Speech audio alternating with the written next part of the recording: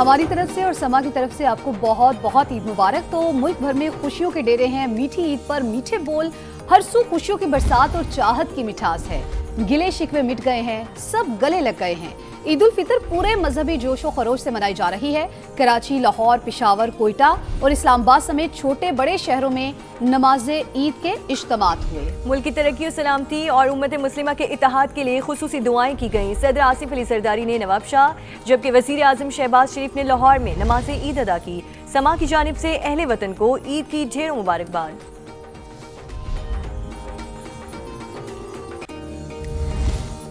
پاکستان کی ترقی، استحکام و خوشحالی سب کی مشترکہ ذمہ داری ہے۔ مل کر انصاف اور پائیدار امن کو فروغ دیں، ملک کو خوشحالی کی راہ پر گامزن کرنے میں کردار ادا کریں۔ صدر مملکت اور وزیر اعظم کا عید پر قوم کے نام پیغام۔ فیلڈ مارشل سید آصم منیر سمیت عسکری قیادت کی بھی قوم کو عید الفطر کی مبارکباد۔ کہا، فوج پاکستان کی عید کی اصل روح وطن عزیز کی خدمت اور دفاع ہے۔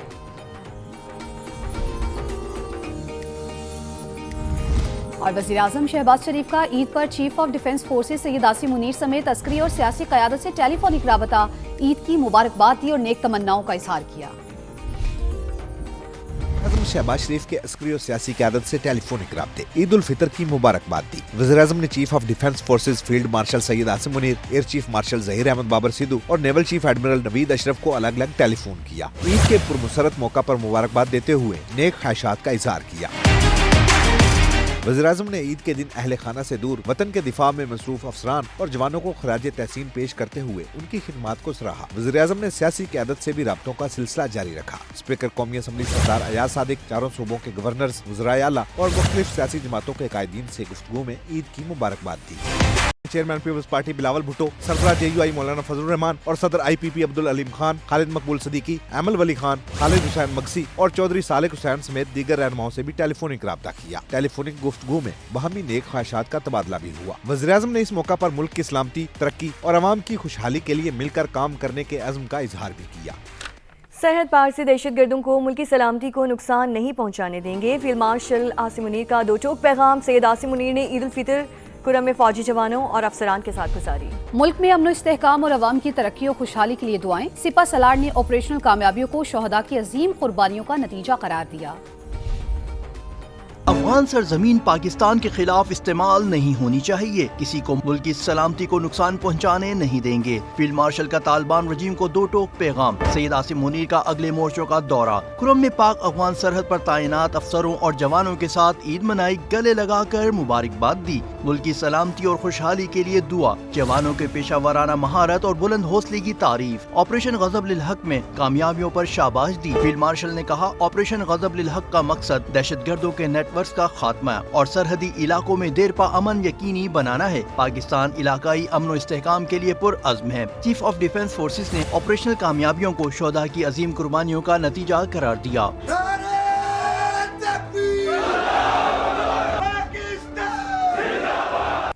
ایران نے جنگی صلاحیتوں کی دھاک بٹھا دی، دشمن کو بڑا سرپرائز دے دیا۔ پہلی بار 4000 کلومیٹر دور ہدف پر حملہ۔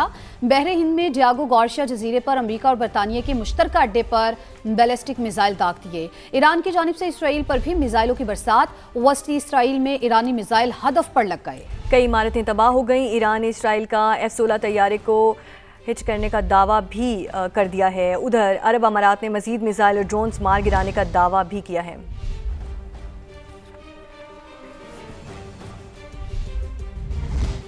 امریکہ اور اسرائیل طویل ہوتی جنگ میں حواس کھو بیٹھے۔ ایران کے نیتنز جوہری مرکز پر بمباری کر دی۔ عالمی ایٹمی توانائی ایجنسی کے مطابق ایرانی حکام نے جوہری مرکز پر حملے سے آگاہ کیا۔ حملے کے مقام پر تابکاری کی سطح معمول کے مطابق ہے۔ امریکہ اور اسرائیل نے تہران میں بھی متعدد مقامات پر بمباری کی۔ کئی رہائشی عمارتیں نشانہ بنی۔ شمالی شہر رامسر میں ایک بچہ والدین سمیت شہید ہو گیا۔ ایران میں عید کے روز بھی جنازے اٹھتے رہے۔ تمام شہروں میں عید کے بڑے بڑے اجتماعات ہوئے۔ نماز عید کے بعد شہداء کی نماز جنازہ ادا کی گئی۔ امریکی صدر ڈونلڈ ٹرمپ نے ایران کے خلاف جنگ ختم کرنے کا عندیہ دے دیا ہے۔ سوشل میڈیا پر جاری پیغام میں کہا ہے کہ ہم اپنے مقاصد کے حصول کے بہت قریب پہنچ چکے ہیں۔ امریکہ چاہے گا تو اسرائیل بھی جنگ ختم کر دے گا۔ مشرق وسطیٰ کے اتحادیوں کو اعلیٰ ترین سطح پر تحفظ فراہم کریں گے۔ صدر ٹرمپ نے کہا، آبنائے ہرمز کی نگرانی اور حفاظت ان ممالک کو کرنی ہوگی جو اسے استعمال کرتے ہیں۔ کہا جائے گا تو ان ممالک کی اس حوالے سے مدد بھی کریں گے۔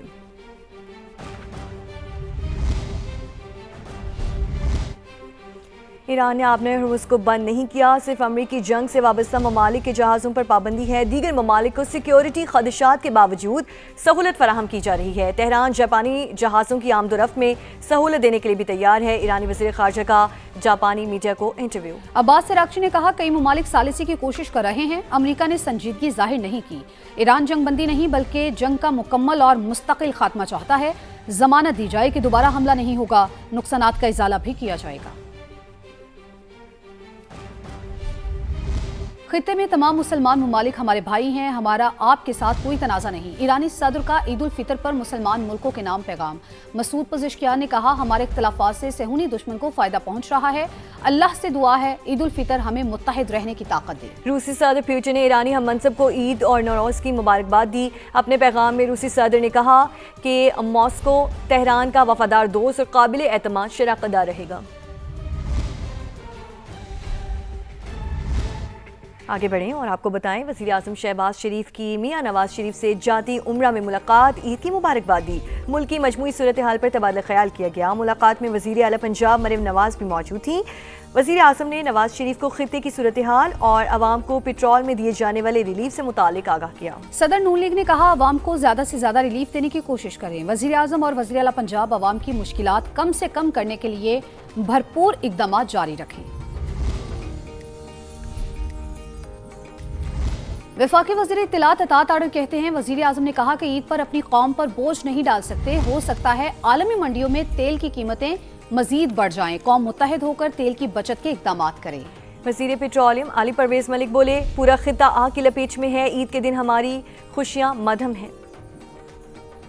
وزیر اعظم اس بارے میں بڑے فکر مند بھی رہے، انہوں نے کہا کہ جی ہم بالکل کفایت شاری سادگی کو اپنائیں گے اور عوام پر بوجھ نہیں ڈلنے دیں گے۔ صرف وفاقی حکومت نے 69 بلین روپیز دیے ہیں عوام پر بوجھ نہ ڈالنے کے لیے، یہ بڑا مشکل تھا، مگر وزیر اعظم صاحب نے کہا کہ میں عید کے اوپر اپنی قوم پر بوجھ نہیں ڈال سکتا۔ آنے والے دنوں میں یہ ہو سکتا ہے کہ عالمی منڈی میں مزید جو ہے وہ تیل کی قیمتیں اوپر جائیں، یہ بچت اب ہمیں پوری قوم کو کرنی ہوگی۔ یقیناً آج اس عید کے دن ہماری خوشیاں مدھم ہیں۔ وزیر اعظم صاحب نے جو جرأت مندانہ فیصلے کیے ہیں وہ بالکل اس سے مختلف ہیں جو اسی قسم کی صورتحال میں 2022 کے اندر اس وقت کی حکومت موجود تھی، اس نے جس قسم سے اقدامات کیے تھے اور بغیر کسی تیاری کے ملک کو دیوالیہ پن کے نہج کی طرف لے گئے تھے۔ راولپنڈی کی اڈیالہ جیل میں قید بانی پی ٹی آئی کا ان کے بیٹوں سے ٹیلی فونک رابطہ کروا دیا گیا۔ جیل ذرائع کے مطابق بانی کے بچوں کے ساتھ 25 سے 30 منٹ تک ان کی گفتگو جاری رہی۔ جیل ذرائع کے مطابق بانی پی ٹی آئی کے دونوں بیٹے قاسم اور سلیمان ٹیلی فونک گفتگو میں موجود تھے۔ بچوں نے اپنے والد سے ان کی صحت کا احوال دریافت کیا۔ بانی پی ٹی آئی نے بچوں سے بات کر کے خوشی کا اظہار کیا۔ تمام دروازے بند ہو چکے، اب بانی کی رہائی کے لیے تحریک چلائیں گے، چند روز میں اس کا اعلان کر دیا جائے گا۔ Chairman P T I barrister Gohar نے سڑکوں پر آنے کا بگل بجا دیا۔ کہا دہشت گردی جہاں سے بھی ہو اسے روکنا پاکستان کا حق ہے۔ اسٹریٹ موومنٹ کی ذمہ داری سی ایم صاحب کو دی گئی ہے، اب سی ایم صاحب نے اس کے ایک حصہ کا اعلان کیا ہوا ہے کہ انشاءاللہ تعالی ہم ریلیز کے لیے تحریک چلائیں گے۔ اب چند دنوں میں انشاءاللہ تعالی اس کا باقاعدہ اناؤنس ہوگا اور اس کی پراپر تحریک انشاءاللہ تعالی شروع ہوگی۔ جہاں بھی دہشت گردی کو اس کی سدباب ہونے چاہیے، پاکستان کا رائٹ ہے اپنا حق دفاع، ہم مطالبہ بھی کرتے رہے ہیں اور ہمیں توقع بھی ہے کہ طالبان جہاں بھی ہو جیسے بھی ہو، لیکن ہمارا ان سے یہ مطالبہ ضرور رہا ہے کہ پاکستان نے ہمیشہ سے افغانستان کے دشمن کو اپنا دشمن سمجھ کر کے افغانستان کے لیے لڑے ہیں، تو ہم توقع رکھتے ہیں کہ افغانستان کی سرزمین پاکستان کے خلاف استعمال نہیں ہوگی۔ لاہور میں چٹپٹے کھانوں کے دور چل رہے ہیں۔ لاہور سے ویلرنگ اینجوز ہمارے ساتھ موجود ہیں۔ ویلرنگ، لاہوریوں کے کھابے تو مشہور ہیں، شہریوں کا کس کھانے پر زیادہ زور چل رہا ہے یہ ذرا بتائیے۔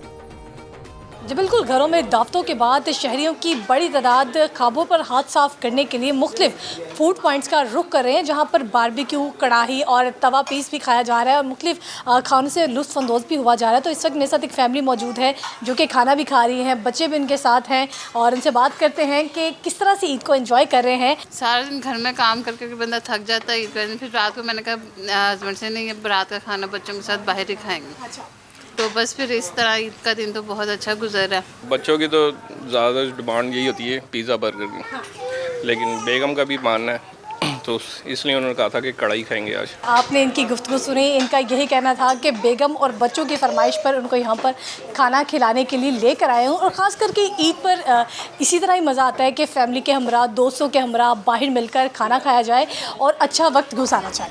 जी बहुत शुक्रिया आपका। इस्लामाबाद का रुख करते हैं तो इस्लामाबाद के शहरी भी मीठी ईद को चटखारेदार बनाने में जुट गए। अलीना शाहिद इस वक्त एक फूड पॉइंट पर मौजूद हैं, उनसे जानते हैं कि ख्वाबों में वहाँ पर क्या चल रहा है। जी बिल्कुल, जैसे ईद का पहला दिन है और सुबह से ही पूरा दिन मीठा खाने के बाद और इस्लामाबाद के शहरी मुख्तलिफ पिकनिक पॉइंट्स पर घूमने फिरने के बाद इस वक्त यहाँ पर चटखारे और नमकीन ख्वाबों से महसूस हो रहे हैं। और क्यों ना हो, ईद का मौका हो और बाहर से खाना ना खाया जाए ये मुमकिन भी नहीं है। यहाँ पर मेरे साथ एक फैमिली बैठी हुई है, ज़रा हम उनसे बात भी करते हैं, उनसे जानते हैं। मुझे ये बताइएगा, मैं आपकी तरफ ज़रा आऊँगी कि ख़वातीन की बड़ी कोशिश होती है कि ईद के दिन कोई काम ना करना पड़े, खाना बाहर से ही खा रहे हैं, तो कितना मज़ा आ रहा है? बहुत ज़्यादा मज़ा आ रहा है और ईद का दिन होता है तो उस दिन भी हम लोग किचन में ही जाएंगे, इसलिए हम लोग बाहर आ गए। मुझे बताएं, मर्द हजरात के इस बारे में क्या सोचा और कितना मज़ा आ रहा है, ईद को कैसे एंजॉय कर रहे हैं? मतलब बच्चे भी इंजॉय कर रहे हैं, वाइफ भी मेरी इंजॉय कर रही है, बड़ा अच्छा लग रहा है। बिल्कुल ऐसा ही है कि जो भी इंसान करता है वो अपनी फैमिली के लिए करता है और ईद का दिन अपनी फैमिली के साथ अच्छे से गुजारें और अच्छे अच्छे खाने खाएं और ईद को भरपूर तरीके से एंजॉय करें, यही ईद का मकसद है।